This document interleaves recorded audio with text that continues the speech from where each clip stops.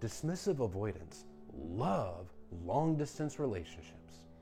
This is something I've talked about before, and it's definitely worth bringing up again. If you are in a long-distance relationship, you have much higher odds of being in one with a dismissive avoidant. The reason that they love long-distance relationships is that it helps them keep their partner at an emotional arm's length.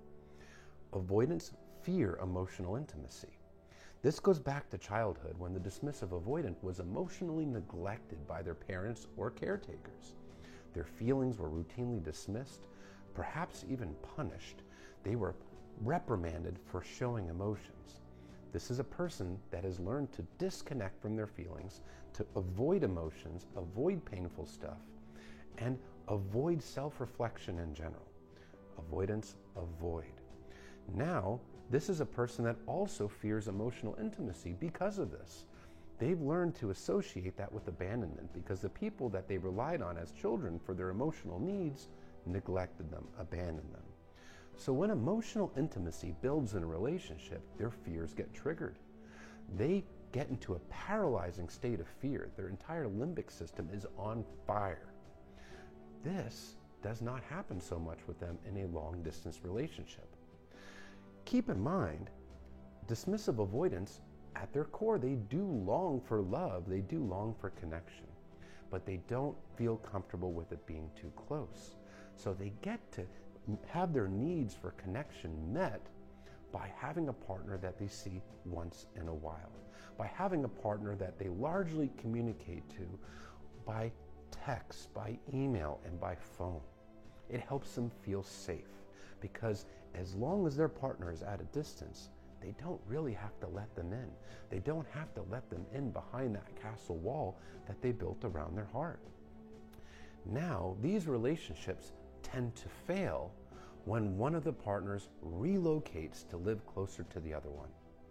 Now, the avoidant is getting overwhelmed because that emotional intimacy is truly building now that the long distance is gone.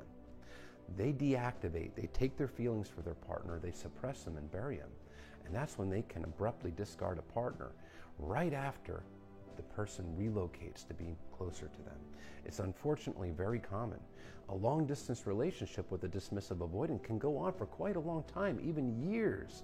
But once the distance is removed, the relationship comes to an abrupt end. And the person that just relocated to be with the avoidant, because that's usually how it goes, it's usually the partner of the avoidant that does the moving. When you move close to be with this person, they abruptly ditch you right after you've uprooted your life because their fears have been triggered and they are overwhelmed and they deactivate and completely shut down. It is an extremely painful experience. You've just uprooted your whole life to be with this person and they blindsided you. They pull the rug from under your feet and give you nothing but vague excuses that they can't give you what you need. They're just not ready for a relationship and they need time and space to heal. And meanwhile, you're not only picking up the pieces of your broken heart, you are now in a new place, perhaps even a new city, new state, or new country. And the person that you were supposed to be with has just abandoned you. And they abandon you because they're afraid of abandonment. Now, when the avoidant does this, they are in a heightened state of fear, but they are only thinking of themselves. They're only considering their own wants, needs, feelings at the moment, whatever it is that they perceive that they need. They're not considering their partner. They don't do this for the purposes of hurting their partner. However, they're not exactly trying to not hurt the partner either. Ultimately, it's about them. They become hyper self-absorbed.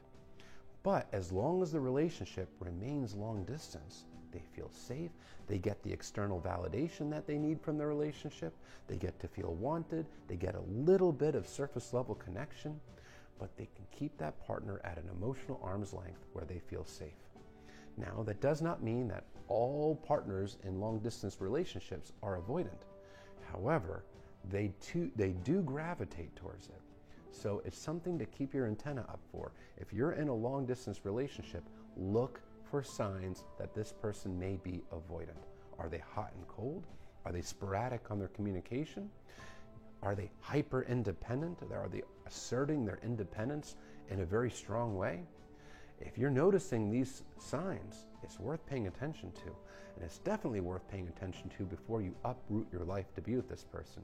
Because if you do, and they are in fact a severe dismissive avoidant, you might get blindsided. At the very least, if you see these signs, it's worth having a conversation with this person. See if they can reflect on it. See if they have any self-awareness, and see if they're willing to work on themselves. Because if they're not, you're setting yourself up for enormous heartbreak.